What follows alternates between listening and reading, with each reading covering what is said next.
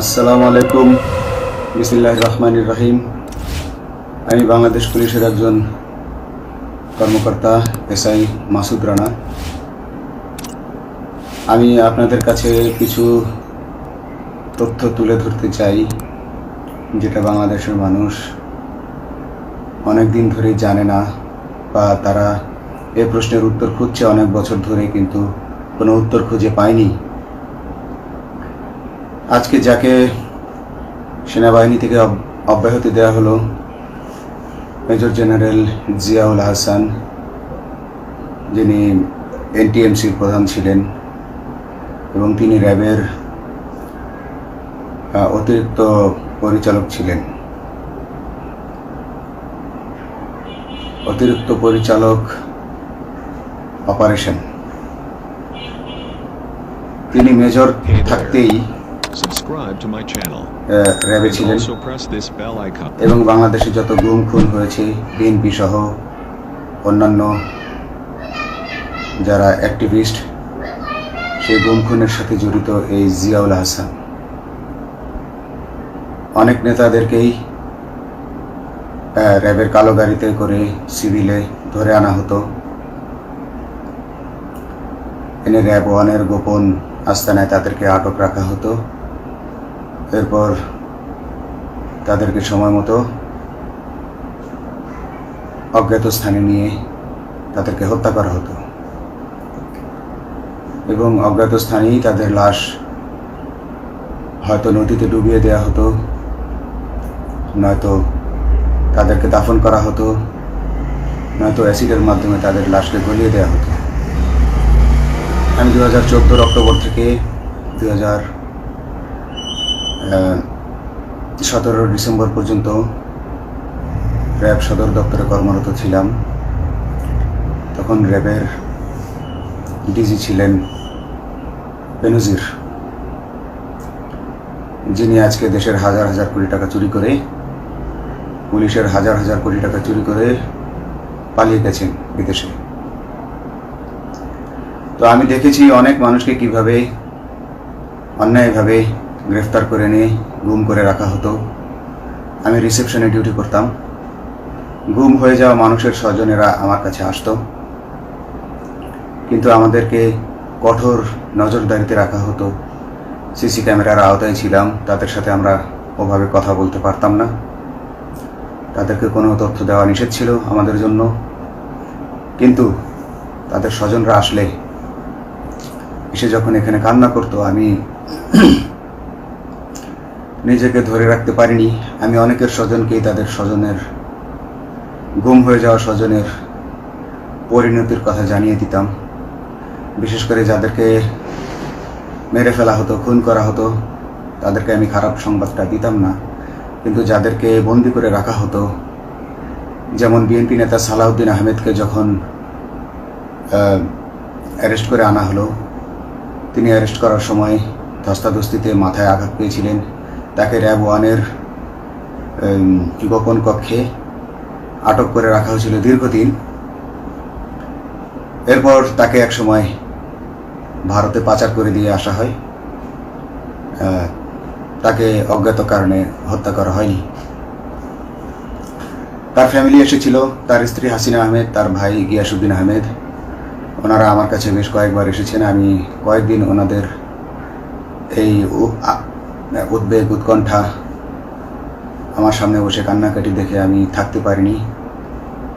আমি ওনাদেরকে কৌশলে আমার ফোন নাম্বার দিয়ে আমি ওনাদের সাথে দেখা করে ওনাদেরকে জানিয়ে দিই যে সালাউদ্দিন সাহেবকে হত্যা করা হয়নি, উনি জীবিত আছেন এবং ওনাকে হত্যা করার সিদ্ধান্ত নেওয়া হয়নি। এই সিদ্ধান্তগুলো জেনে নিতেন তিনি হচ্ছেন বর্তমানে মেজর জেনারেল জিয়াউল হাসান, যাকে আজকে অব্যাহতি দেওয়া হয়েছে। শুধু অব্যাহতি যদি দেয়া হয়, তাকে যদি বিচারের মুখোমুখি করা না হয়, তাহলে এই আন্দোলনের, এই স্বাধীনতার কোনো মূল্য থাকবে না। আমি আজকে আর কাউকে ভয় পাই না। আমি আজকে বিশ্বাস করি যে আজকে আমাকে এই সত্য বলার জন্য কেউ গুম করে দিতে পারবে না, এই সত্য বলার জন্য কেউ আমাকে অ্যারেস্ট করবে না। সেই কারণে আমি বুকে সাহস নিয়ে আজকে কথাগুলো বলছি। আপনারা যারা বিএনপি নেতা ইলিয়াস আলীর অপেক্ষায় আছেন, তাদের জন্য দুঃখজনক সংবাদ। তাকে অনেক আগেই হত্যা করা হয়েছে। তাকে পতেঙ্গা সমুদ্র সৈকত দিয়ে কড়া পাহারায় সাগরের মাঝখানে নিয়ে স্পিড বোটের মাধ্যমে মুখে পলিথিন পেঁচিয়ে হত্যা করে, তার পেট ছুরি দিয়ে ছিদ্র করে, তাকে পাথর দিয়ে বেঁধে সাগরে ডুবিয়ে দেওয়া হয়েছে। শুধু ইলিয়াস আলী নয়, অনেক নেতার সন্ধান যারা আজও পাননি। কিছু মানুষ তো ঘর থেকে উদ্ধার হয়েছে, কিন্তু যাদেরকে আপনারা পাননি তাদের সবার এই করুণ পরিণতি হয়েছে। আমি যদিও তারা এই কাজগুলো অতি গোপনে করত এবং র্যাবের অন্যান্য শাখার কর্মরত কর্মকর্তা কর্মচারীরা এটা জানতো না, কিন্তু আমি অত্যন্ত বিচক্ষণভাবে আমি এই খবরগুলো নিতাম, কারণ আমি জানতাম এগুলো একদিন আমি প্রকাশ করতে পারবো। এবং এই দিনটার অপেক্ষায় ছিলাম আজকে এত বছর, মানুষের কাছে সত্য প্রকাশের। বাংলাদেশের মানুষ জানুক যে কারা খুনি, কারা এত মানুষকে গুম খুন করেছে, এই দেশ থেকে এই দেশে ত্রাসের রাজত্ব কায়েম করেছে।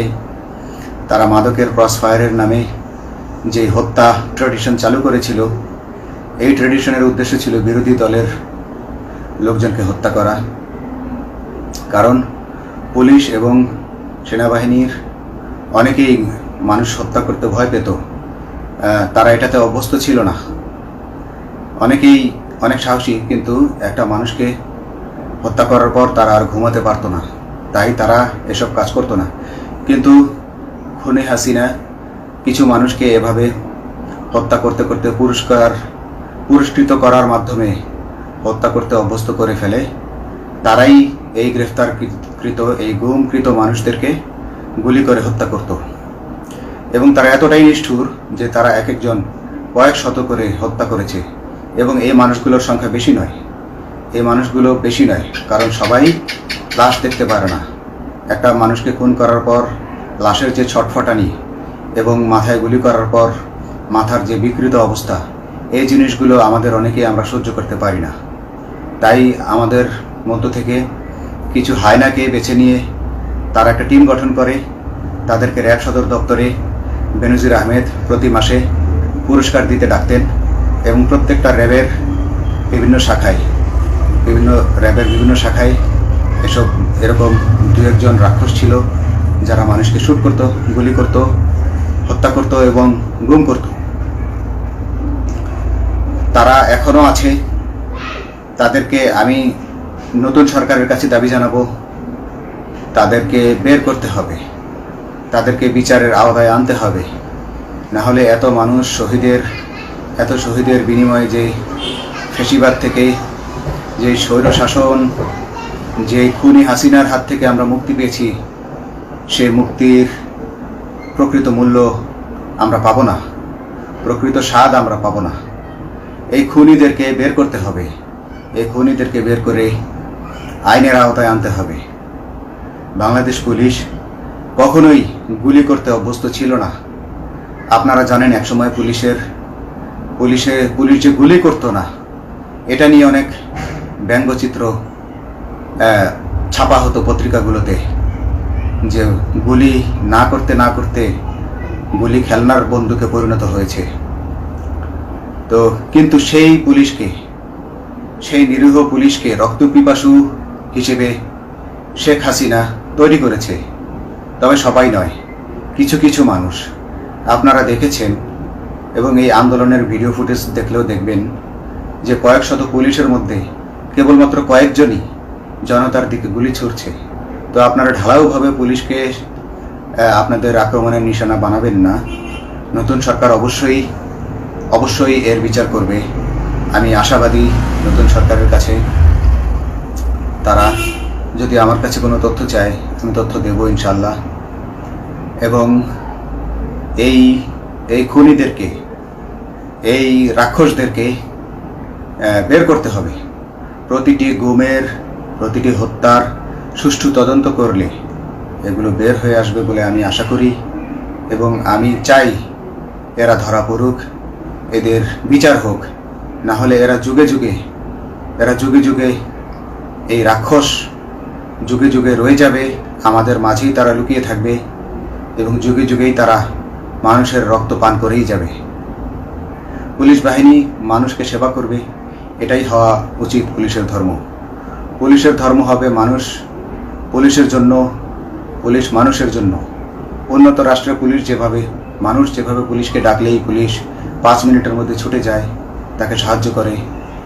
আমরা বিভিন্ন ভিডিওতে দেখি যে পুলিশ হাঁসের বাচ্চাকে রাস্তা পার করে দিচ্ছে, একজন অন্ধ মানুষকে রাস্তা পার করে দিচ্ছে।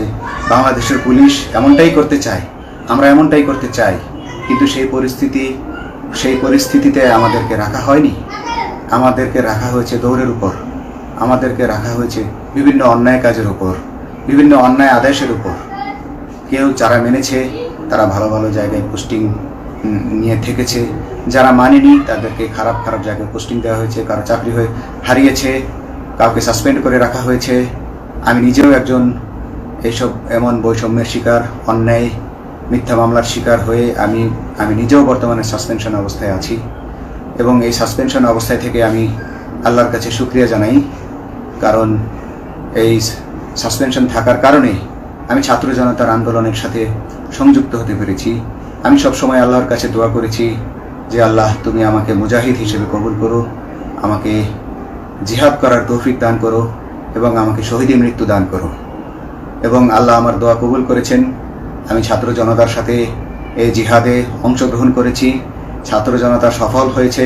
আমি গর্বিত আমি এই আন্দোলনে একজন পুলিশ অফিসার হয়েও আমি অংশগ্রহণ করতে পেরেছি। তো যাই হোক, আমি চাইব যে বাংলাদেশ পুলিশের, র্যাবের যে সকল কর্মকর্তা অগণিত মানুষের গুম খুনের সাথে জড়িত ছিল তাদেরকে ধরা হোক, তাদেরকে আইনের আওতায় আনা হোক। আমাদের মতো অনেক অফিসার আছি যারা এসব কুকর্মের সাক্ষী, আমরা সাক্ষ্য দেব। আমরা এখন আর ভয় পাই না। আমরা আসলে যে ভয় পেয়েছি তা নয়, আমাদের বাহিনীতে টিকে থাকাটা জরুরি ছিল। জনগণের স্বার্থেই আমাদের বাহিনীতে থাকা জরুরি ছিল, কারণ আমরা যদি বাহিনী থেকে আউট হয়ে যেতাম তাহলে এসব তথ্য আমরা জানতে পারতাম না এবং জনতার কাছে পৌঁছাতে পারতাম না। জনতার কথা বলতে হলে, জনতার সাথে থাকতে হলে আমি পজিশনেও থাকতে হবে। এই জন্য অনেক কিছুই প্রকাশ করিনি, কারণ আপনারা ভালো মতোই জানেন যে অনেক সেনাবাহিনীর মেজরকেও গুম করে দেওয়া হয়েছে যারা মুখ খুলেছে। আমি তো একজন সামান্য সাব ইন্সপেক্টর, আমাকে গুম করে দেওয়া তাদের 1 সেকেন্ডের ব্যাপার ছিল। তো আমি এখন বিশ্বাস করি যে এখন সেই দিন, সেই কালো মেঘ সরে গেছে আকাশ থেকে, আকাশ মুক্ত হয়েছে, এই দেশ জালিমের শাসন থেকে মুক্ত হয়েছে। আল্লাহ তাআলা আমাদের উপর রহমত বর্ষণ করেছে।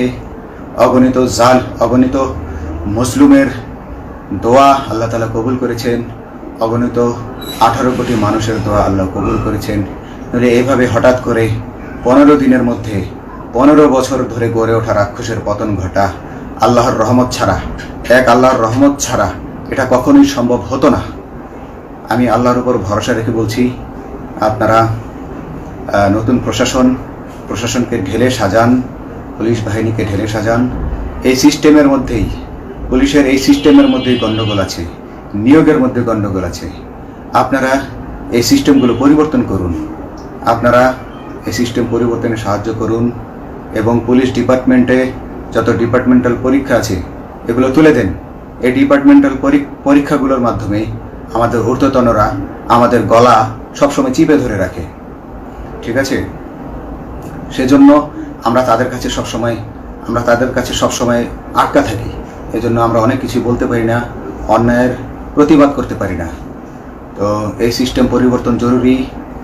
ডিপার্টমেন্টে কোনো পরীক্ষা থাকা যাবে না। কনস্টেবল হতে যারা একটা নির্দিষ্ট সময় পর তার বিভিন্ন কোর্স করানোর মাধ্যমে তার প্রমোশন হতে হবে। সাব ইন্সপেক্টরে ভর্তি হয়ে 5 বছর পর ইন্সপেক্টর হিসেবে পদোন্নতি পাবে, তার 5 বছর পর সহকারী পুলিশ সুপার হিসেবে পদোন্নতি পাবে। এভাবে আইন পরিবর্তন করতে হবে। তাদেরকে দক্ষ করে গড়ে তোলার জন্য বিশেষ কোর্সের আয়োজন করতে হবে এবং সৎভাবে বাঁচার জন্য সঠিক বেতন কাঠামো এবং ভালো কাজের জন্য পুরস্কার এর ব্যবস্থা করতে হবে। বিভিন্ন যে চোরাই মাল মাদক উদ্ধারের জন্য সেক্ষেত্রেও বিশেষ পুরস্কারের ব্যবস্থা থাকতে হবে এবং বাসস্থান এবং যানবাহন, পুলিশের যেই ব্যয়টা হয় সেটা হচ্ছে বাসস্থান এবং যানবাহন। পুলিশ আমরা নিজের বেতনের টাকা দিয়ে মোটরসাইকেল কিনে চাকরি করতে হয়, এই বিষয়টা যেন না করতে হয় এবং সরকারি বাসস্থান যদি আমাদেরকে দেওয়া হয় তবে আমরা বেতনের টাকা দিয়ে আমরা মানুষকে সেবা দিতে পারবো, সৎভাবে চলতে পারবো এবং দেশের মানুষকে সন্তুষ্ট করতে পারবো ইনশাআল্লাহ। তো আমি আপনাদেরকে প্রথমে যেই তথ্যগুলো দিয়েছি গুম খুনের বিষয়ে, আপনারা এই তথ্যগুলো অনুসন্ধান করুন, অনুসন্ধানে টিম গঠন করুন। প্রত্যেকটা গুম খুনের বিচার হতে হবে এই দেশে। যারা আটক ছিলেন অনেকেই হয়তো এখন আয়নাঘর থেকে মুক্তি পেয়েছেন, কিন্তু যারা দুর্ভাগ্যের শিকার হয়ে মৃত্যুবরণ করেছেন তাদের আত্মীয় স্বজনরা, তাদের প্রতি আমার সমবেদনা রইল। তারা জোর দাবি তুলুন, তারা সবাই সরকারের কাছে আপনাদের পরিবার পরিজনের নিখোঁজ হওয়ার বিষয়টি তুলে ধরুন, আপনারা জোর দাবি জানান এবং গুম খুন তদন্তে একটি তদন্ত কমিটি গঠন করা হোক, যেখানে কোনো পুলিশ বা সেনাবাহিনীর সদস্য থাকবে না। এটা হতে পারে বিচার বিভাগীয় তদন্ত বা অন্য কারো মাধ্যমে, কিন্তু এই হায়নাদের এই খুনিদেরকে বের করুন, বের করে এদেরকে শাস্তির আওতায় আনুন, তবেই এই তারা তাদের বলিদান সফল হবে। আসসালামু আলাইকুম।